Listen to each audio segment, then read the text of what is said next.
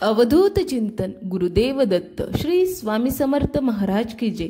तर मित्रांनो, दिवाळी संपली आता, बरेच दिवस झाले। दिवाळीनंतर आपल्याला सेवा असते, ती म्हणजे मार्गशीर्ष महिन्याची। सर्वांनी त्याची आतुरतेने वाट बघितलेलीच असेल। आता कार्तिक महिनाही संपला आहे आणि मार्गशीर्ष महिना सुरू झालेला आहे। तर मार्गशीर्ष महिन्यामध्ये किती गुरुवार आहेत, कोणत्या तारखेला कोणता गुरुवार आहे, ही पूजा नेमकी का करावी, पूजेची मांडणी, पूजेची विधी, व्रत, हे सर्व गोष्टी मी आज तुम्हाला सांगणार आहे। तर मित्रांनो, हा व्हिडिओ शेवटपर्यंत नक्की बघा। तुम्हाला तुमच्या सर्व प्रश्नांची उत्तरे ह्या एकाच व्हिडिओमध्ये मिळणार आहेत। सगळ्यात आधी मी तुम्हाला सांगते, मार्गशीर्ष गुरुवारचा व्रत केल्यावर कुठले लाभ मिळतात, कारण लाभ ऐकल्याशिवाय तर आपण काय व्रत करणार नाही। बऱ्याचशा ताई, काकू, मावशी, आत्या, आजी हा व्रत आधीपासून करत आलेले आहेत आणि त्यांना या व्रताचे फळ देखील मिळाले आहे। पण कोणाकडून तरी आपण ही ऐकलेलं असतं, पण पूजा कशी करावी, त्याचे काय लाभ असतात हे माहिती नसतं। तेच मी तुम्हाला आज सांगणार आहे।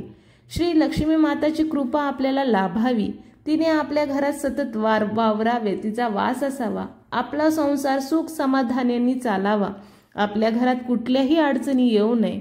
हे जे व्रत करतील अत्यंत साध्या सोप्या पद्धतीने व मनोभावे हे व्रत करतात, त्यांना नक्कीच त्या व्रताचे फळ मिळते। तर मित्रांनो, व्रताची सुरुवात कशी करावी, तर व्रताची सुरुवात ही मार्गशीर्ष महिन्याच्या पहिल्या गुरुवारपासून करावी आणि मार्गशीर्ष महिन्याच्या शेवटच्या गुरुवारी याचे उद्यापन केले जाते। जर तुम्हाला काही कारणास्तव हे व्रत मार्गशीर्षच्या गुरुवारी करायला जमत नसेल, तर तुम्ही कोणत्याही पहिल्या महिन्याच्या गुरुवारी हा व्रत सुरू करू शकतात आणि त्याच महिन्याच्या शेवटच्या गुरुवारी त्याचे उद्यापन देखील करू शकतात। पण कोणता पण महिना म्हणजे जानेवारी, फेब्रुवारी, मार्च असं म्हणत नाहीये। कार्तिक, मार्गशीर्ष, पौष, मराठी महिन्यात कुठल्याही महिन्याच्या पहिल्या गुरुवारी तुम्ही हे गुरुवार करू शकतात। पण सांगता ही त्या महिन्याच्या शेवटच्या गुरुवारीच करायला हवे। तर चला, सगळ्यात आधी मी तुम्हाला मार्गशीर्ष महिना कधीपासून सुरू झाला आहे ते सांगते।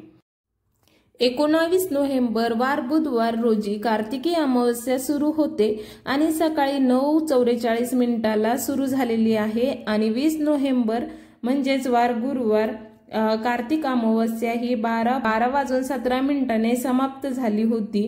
म्हणजेच आपला मार्गशीर्ष महिना हा 21 नोव्हेंबर वार शुक्रवार या दिवशी सुरू झालेला आहे।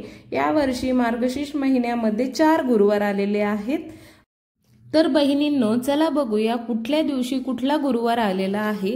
27 नोव्हेंबरला पहिला मार्गशीर्ष गुरुवार आलेला आहे आपला, आणि दुसरा मार्गशीर्ष गुरुवार हा 4 डिसेंबरला आलेला आहे, तिसरा 11 डिसेंबरला आणि चौथा 18 डिसेंबरला। म्हणजेच ह्या दिवशी आपल्याला उद्यापन करायचे आहे। तर मैत्रिणींनो, या 4ही गुरुवारी आपल्याला पूजा मांडणी करायची आहे, व्रत करायचा असतो, कथा वाचन करायचे असते आणि उपवास करायचा असतो। आणि ती उपवास करण्यासाठी, व्रत करण्यासाठी काही नियमांचे पालन देखील करायचे असते। तर काही नियम असतात ते बघूया आपण। सगळ्यात अगोदर आपल्याला गुरुवारी लवकर उठायचे आहे। सर्वात अगोदर अंघोळ करायची आहे, लवकर म्हणजे 6-7 पर्यंत, नाहीतर तुम्ही उठणार 9-10 पर्यंत तर हे चालणार नाही। आणि शक्य असेल तर अंघोळीच्या पाण्यामध्ये गोमूत्र किंवा गुलाबजल टाकून अंघोळ करावी, कारण गोमूत्राने आपले शरीराची शुद्धीकरण होते। आणि नित्य नियमाने आपल्याला सकाळची देवपूजा करायची आहे आणि दिवसभर उपवास ठेवायचा आहे। उपवासाला शक्यतो दूध, दही किंवा फलाहार करायचा आहे, तिखट खाणे शक्यतो टाळाच। काही जण आपल्याच इच्छेनुसार तिखट वगैरे खातात आणि म्हणतात की चालतं, पण असं काहीही नाही। शक्यतो ह्या उपवासाला फक्त गोड पदार्थच खाण्याचं तुम्ही विचार करा, तिखट वगैरे खाण्याचं शक्यतो टाळाच। ही माहिती मी काही मनाने सांगत नाहीये, जे ग्रंथामध्ये आहे तेच मी तुम्हाला सांगत आहे। आणि तुम्ही व्रत करत आहात, तुमचा पहिला गुरुवार व्यवस्थित झाला आणि दुसराही झाला आणि तिसऱ्या किंवा चौथ्या गुरुवारमध्येच तुम्हाला अडचण आली, म्हणजे जी अडचण तुम्ही टाळूच शकत नाही, जसे की मासिक धर्म म्हणजे पिरियड्स आल्यावरती तुम्ही त्या गोष्टी टाळूच शकत नाही, त्यावेळेस तुम्ही फक्त उपवास करायचा आणि पूजा मांडणी ही तुम्ही घरच्या कुठल्याही व्यक्तीकडनं किंवा शेजारी पाजारी यांना बोलवून पूजा मांडणी करू शकतात। तसेच कथा वाचन करण्यासाठीही तुम्ही त्यांना सांगू शकतात किंवा यूट्यूबवरती लावून तुम्ही ऐकू शकता किंवा त्यावरती वाचन करू शकतात, कारण पिरियड्समध्ये आपण पवित्र ग्रंथाला हात लावू शकत नाही। पण जर तुम्ही असं म्हणजे 4 चौघांना बोलून त्यांच्यासमोर कथा वाचन केले तर हे अत्यंत उत्तम आहे, कारण पूजेचं फळ हे फक्त आपल्यालाच काय मिळावं, म्हणजे इतरांनाही त्यांनी ऐकून त्यांच्यावरही प्रभाव पडू द्यायला हवा। फक्त मनातून आपल्याला उपवास करायचा आहे आणि संध्याकाळी जमलंच तर गायीची पूजा करावी किंवा गाय जर नसेलच तर तुम्ही मूर्तीची पूजा देखील करू शकतात। व्रताचे उद्यापन करताना 7 सवासणीला बोलवायचे आहे आणि त्या अगोदर सगळी पूजा वगैरे करून घ्यायची आहे, आरती पण करून घ्यायची आहे। 7 सवासणीला बोलवल्यानंतर त्यांना हळदी कुंकू लावून एक केळी आणि महालक्ष्मी मातेचा ग्रंथाचे एक प्रत द्यावी आणि त्यानंतर शक्य असेल तर गरीबाला दान देखील करावे। सरळ सोप्या आणि साध्या पद्धतीने आपल्याला असं गुरुवारचे उद्यापन करायचे आहे आणि जेव्हा तुम्ही दर गुरुवारी पूजा मांडणी करता त्यावेळी संध्याकाळी पण तुम्हाला पूजा आरती करायचीच आहे आणि त्यावेळेस घरच्यांना गोड प्रसाद, खडी साखर, शिरा असे काहीही देऊ शकतात। चला तर मैत्रिणींनो, आता पूजेची मांडणी कशी करायची आहे आपण हे बघूया। देवघराजवळ पण तुम्ही पूजा मांडू शकतात, घराच्या कुठल्याही भागात तुम्ही पूजा मांडू शकतात, म्हणजे तुम्हाला जिथे जागा दिसेल जिथे ऍडजस्ट होईल त्या ठिकाणी तुम्ही पूजा मांडू शकतात। फक्त ज्या ठिकाणी झोपतात म्हणजे बेडरूम मध्ये तुम्ही पूजा मांडू शकत नाही। त्याची मांडणी करण्या अगोदर तुम्हाला ती जागा स्वच्छ करून घ्यायची आहे, तिथे गोमूत्र शिंपडून घ्यायचं आहे, एक पाट किंवा चौरंग घेऊन पूजा मांडायची आहे अंगणात। तसेच पूजेच्या ठिकाणी छोटीशी रांगोळी काढावी, त्यावरती हळदी कुंकू वाहावे आणि शुभचिन्ह काढावी, व्रताचा संकल्प करावा। चला आता बघूया संकल्प कसा करावा। संकल्प करण्यासाठी आपल्या हातामध्ये पाणी घ्यावे, त्याच्यामध्ये फूल टाकावे आणि संकल्प करावा। माता लक्ष्मीला सांगावं इच्छापूर्तीसाठी, म्हणजे तुम्ही कुठलीही इच्छा पूर्ण होण्यासाठी व्रत करत आहात ती इच्छा माता लक्ष्मीला सांगावी आणि त्यांच्याकडे मला हा व्रत पूर्ण होऊ दे त्यासाठी ताकद दे अशी मनोभावे इच्छा व्यक्त करावी आणि त्यानंतर ते पाणी तामणामध्ये सोडून द्यावे। पाटावरती कोरडे नवीन वस्त्र अथरावे, पिवळ्या, हिरव्या, केशरी, लाल रंगाचे शक्यतो वस्त्र असावेत, काळ्या किंवा पांढऱ्या रंगाचे शक्यतो घेणं टाळावेच।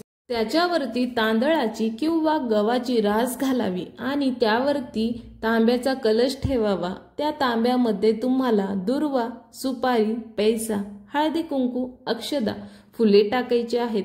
विड्याची 5 पाने किंवा विड्याची पानं नसेल तर आंब्याची पानंही घेऊ शकतात आणि त्यावरती आपल्याला नारळ ठेवायचे आहे। त्यानंतर पाटावरती माता लक्ष्मीचा फोटो किंवा मूर्ती असेल तर तीही तुम्ही ठेवू शकतात।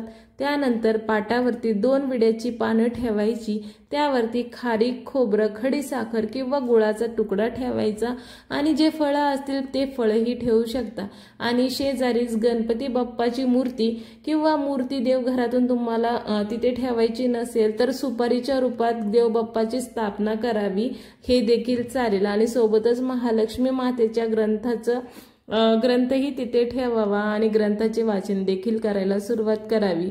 त्यामध्ये जी कथा असते ती वाचावी, मंत्र म्हणावा व त्यानंतर आरती करावी व त्यानंतर सगळ्यांना प्रसाद द्यावा आणि देवघरात तसेच घराबाहेर दिवा देखील लावावा आणि पूजेचे विसर्जन शुक्रवारी सकाळी उठून स्नान वगैरे करून देवाजवळ बसावे, दिवा लावावा, हळदी कुंकू वाहावे आणि दूध व साखरेचा नैवेद्य ठेवावा।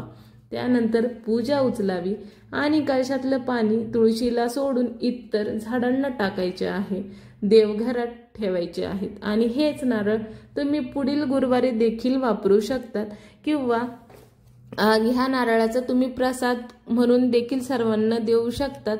तर मंडळी तुम्ही देखील ही पूजा मांडावी, हा व्रत करावा आणि तुम्हाला देखील ह्याचे लाभ नक्की मिळणार। तर व्हिडिओ कसा वाटला नक्की सांगा। माहिती आवडली असेल तर चॅनलला सबस्क्राईब करायला मात्र विसरू नका, ते अगदी मोफत आहे। भेटूया अशाच नवीन व्हिडिओमध्ये, तोपर्यंत काळजी घ्या। धन्यवाद।